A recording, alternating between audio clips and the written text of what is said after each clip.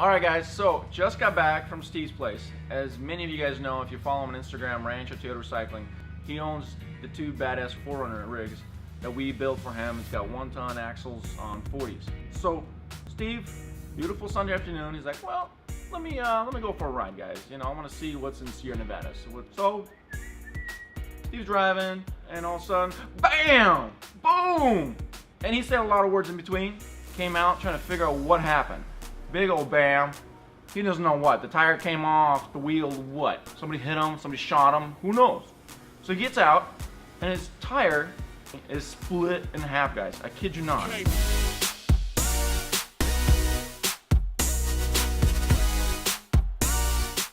Guys, we got the tire in the back of our pickup, and we're gonna head to Vlad's Tire, our local tire guy, to see what he thinks.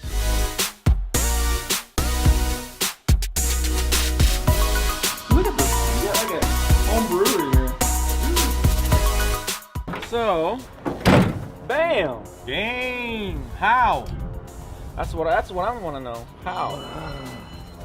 What do you think? That's a defect, dude. It cannot just blow like that on the freeway. Come on, man. Have you seen something like this? Never. Especially these Kevlars. Never. Stop making tires in China and stamp USA. Alright guys, we're driving back from Vlad's Tires. He does a lot of tires day by day, so we wanted to see what his opinion was on this ripped up tire. He's saying it's 90% defected tire. It just doesn't just rip in half for no reason. So we're heading back to the shop and we're gonna tear that tire apart. We're trying to get it off the bead.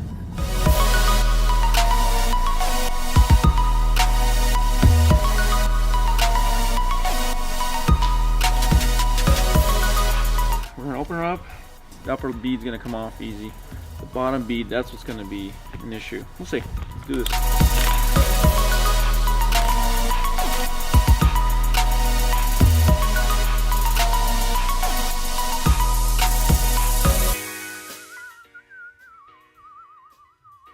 This back bead, just a pain in the rear, guys, because it's sitting so tight, and regular tire shops can't break the bead because of the 40-inch tire, which is big. So we're gonna try to maybe take a sawzall, stop right here, maybe take it, you know, just cut it off. See what this bad boy does. Fully powered. Okay.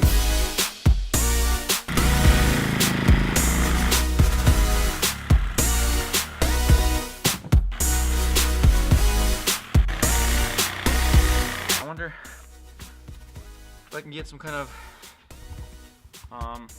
pry bar into it, kind of, you know, do this, lift it up a little bit, and that way I can get the saw in there.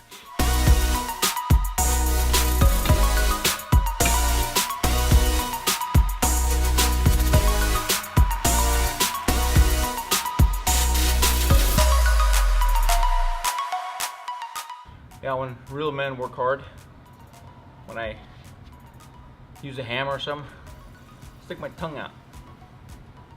Gives me extra horsepower. Yeah, we're almost there. Almost there. I think it's a little more.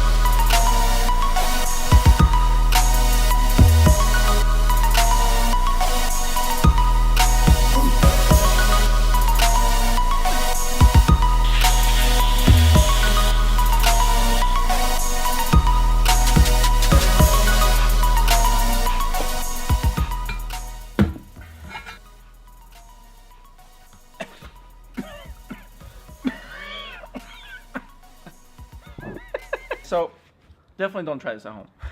Very dangerous. All these tools we had here shouldn't be able to.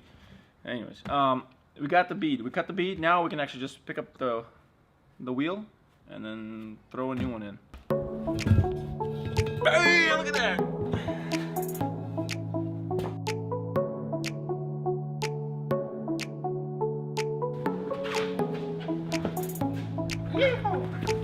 Perfect.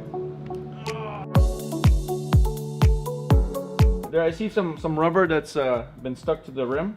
Just want to go through and kind of take it off. That way, it's not gonna cause any leakage down the road. Guys, years ago, running a big tire, I used to balance them with the add-on weights or sticky weights. But the problem is sometimes they fly off, and when you're airing down, you have a rim that clips on the weight. They fly out, so you constantly have to rebalance your wheels. What we've been doing, obviously, anything over, I want to say 37, maybe 35, depends on what person, how they like. We run beads, balance beads. You can Google how they work. I'm not gonna get into it right now, but they work pretty damn good. They find their low spots, their high spots, and boom, you're balanced.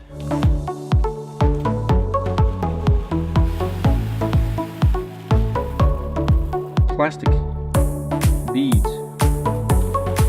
Guys, I have a top secret ingredient.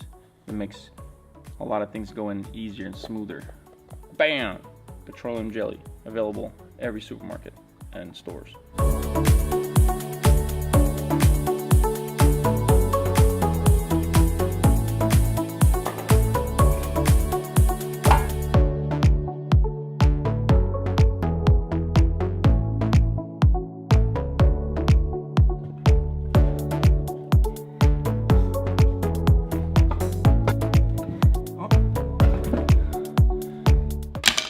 Push. We'll get the tire on, and now we're going to be placing this ring that squeezes the bead, outside bead, together.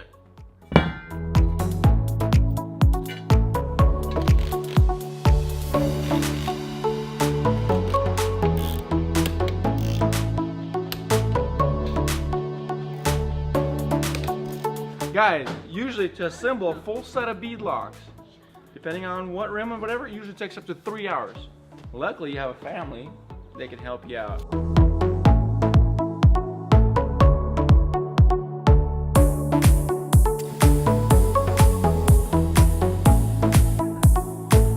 Okay, and that's it, guys.